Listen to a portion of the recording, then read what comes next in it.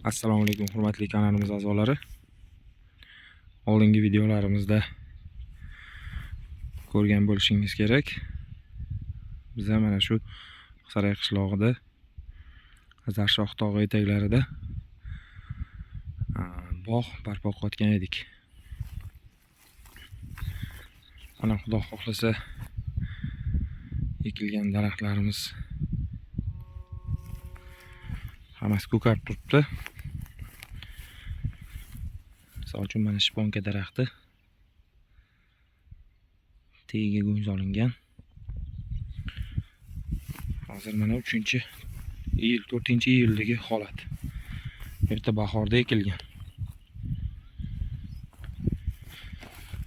Xudo xohlasa hammasi ko'karib turibdi.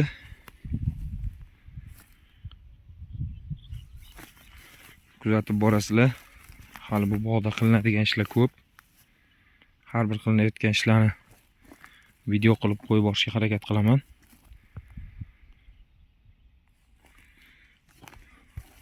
Bu 2 kun oldin sug'arilgan. Shlanka orqali, chunki tagiga ariq olinmagan.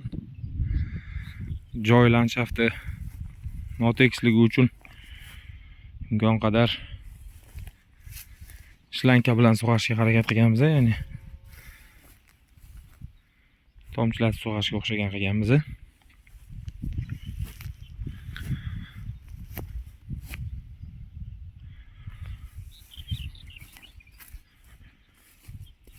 Mana Xudo xohlasa ekilgan ko'chatlarni 99% ko'karib turibdi.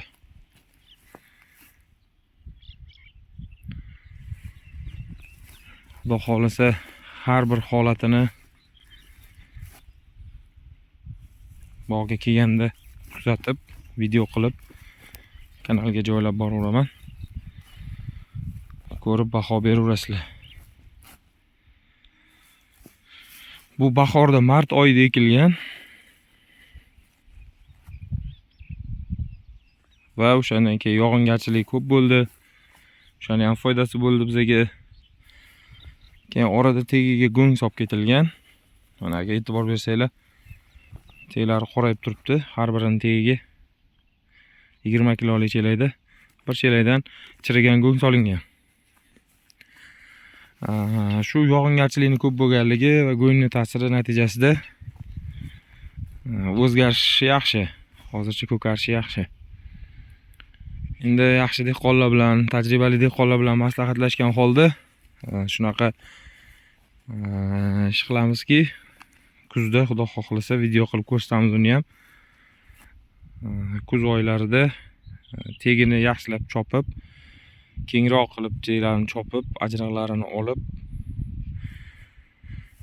terasa sifat qilib, ya'ni bu qiyali joy bo'lganligi uchun bunga tabiiy yomg'ir suvi to'planadigan qilib sharoit yaratamiz deb rejalashtiryapmiz.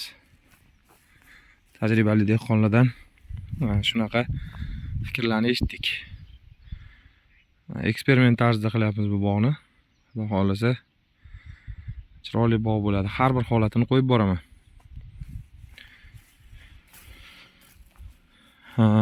Nega haydatilmagan degan savol bo'lishi mumkin. Avvalambor birinchi o'zi ekilganda haydatilishi kerak edi. Bu joy endi videoda ko'rinmasligi mumkin. Ancha qiyaligi uchun traktor yurishi sal qiyinlashadi. O'shaning uchun biz shunaqa yechim qilishga qaror qildik. Qo'l mehnati orqali o'sha har bir daraxt tagiga terasa shaklida, usulida suv to'planadigan joy qilib ketamiz. Bu yerda traktorlar yurishi ancha muammo.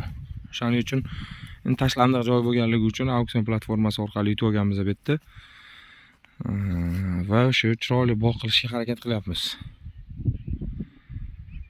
Xudo xohlasa har bir ko'rinishini, kamchiligi va yutuqlarini qo'yib borishga harakat qilamiz. Hozircha mana iyul oyining 4-sanasida shunaqa ko'rinishga keldi bog'imiz.